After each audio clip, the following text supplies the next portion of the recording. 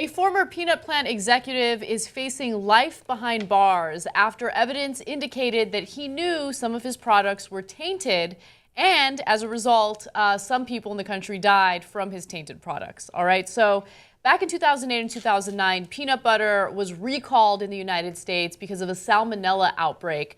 As a result of that outbreak, 9 people died and some 700 people were extremely sick. Now, according to reports, the Washington Post to be specific, peanut butter and peanut paste produced by Peanut Corporation of America were later found to be contaminated, triggering an outbreak in 2008 and 2009 that killed 9 people and sickened some 700 others. The company's owner had given the go-ahead to ship containers that were partially covered in dust and rat crap, according to court documents. Now, the CEO of the company at the time was Stuart Parnell, and he's the person who's facing possible life behind bars as a result of this. Wow. Federal authorities last week actually recommended that the plant's former owner, a 61-year-old by the name of Stuart Parnell, spend life behind bars. He was found guilty last year on 71 criminal counts, which included conspiracy, obstruction of justice, and wire fraud. So they didn't charge him with any negligent homicide or anything, but those are significant charges, and they found him guilty of that. Mm-hmm. It does sound amazing, right, here in America, for a corporate executive to actually be brought up on charges, convicted, and maybe get a life sentence. He didn't even smoke pot, as far as we know. Now, in this case, we had a number of people die. Half the people who were contaminated, by the way, were kids. Mm-hmm. So it's a disaster, but it still didn't make sense to me. I'm like, yeah, but so many corporations do so much damage, they never get brought up on charges. Until I read later in the article in 2009, because of all these problems, their company went bankrupt. Yeah. Oh, well, that explains it. They're now poor. So that allows prosecutors to go after them and treat them like every other American. Oh, see, if they'd stayed in business and they were incredibly powerful and they gave money to politicians, would they be brought up on the same charges? They'd be untouchable.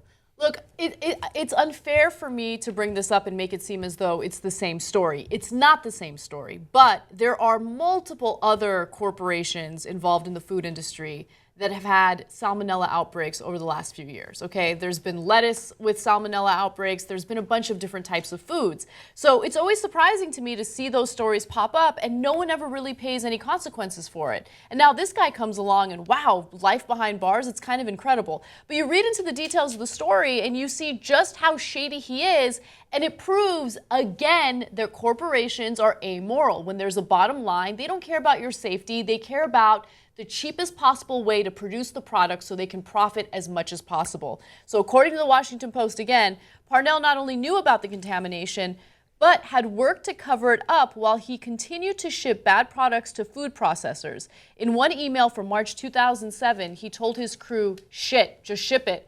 I cannot afford to lose another customer." Well, it led obviously to him losing several customers in all the wrong ways. And so I love that they're going after him. Don't get me wrong. I'm happy they're going after him. I'm not defending him at all. I'm just telling you the circumstances under which they are going after him. Wouldn't it be amazing if corporations were held to account anytime they damaged people?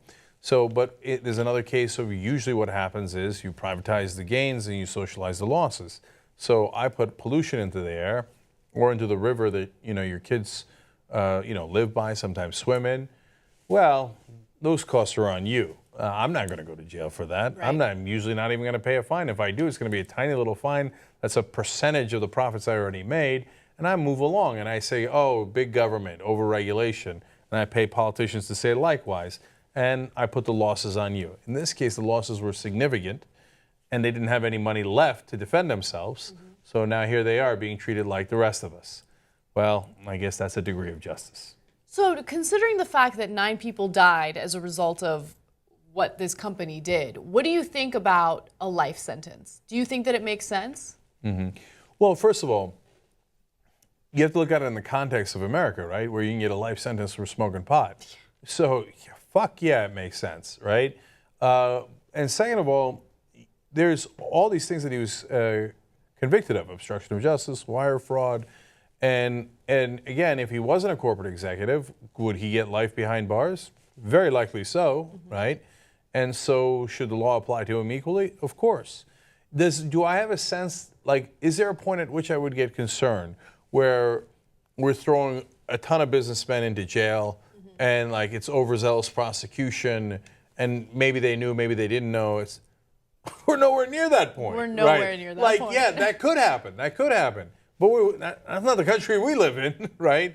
So in this case, 9 people died because this guy wanted to make an extra buck. Yeah, I think life behind bars is a perfectly plausible scenario here. Well, we want you guys to weigh in on this as well. So if you go to the TYT app, just download it by going to the App Store, type in TYT. We have a poll up for you. Some of you have already chimed in, so let's take a quick look at the results so far. Again, you guys can vote on this and tell us what you think. We asked, a product plant executive faces life in prison for covering up a salmonella outbreak, killing 9 and sickening 700. Is this a fair sentence? A whopping 84% of you so far have said yes. So we'll see how this turns out. Yeah, and look, the reasonable no answer is he didn't intend to kill those people. If he thought 9 people were going to die, we would hope that he wouldn't have done it. But on the other hand, did he not care about the consequences? It appears he didn't, right? But they didn't convict him on that. They convicted him on the other stuff. Keep it real.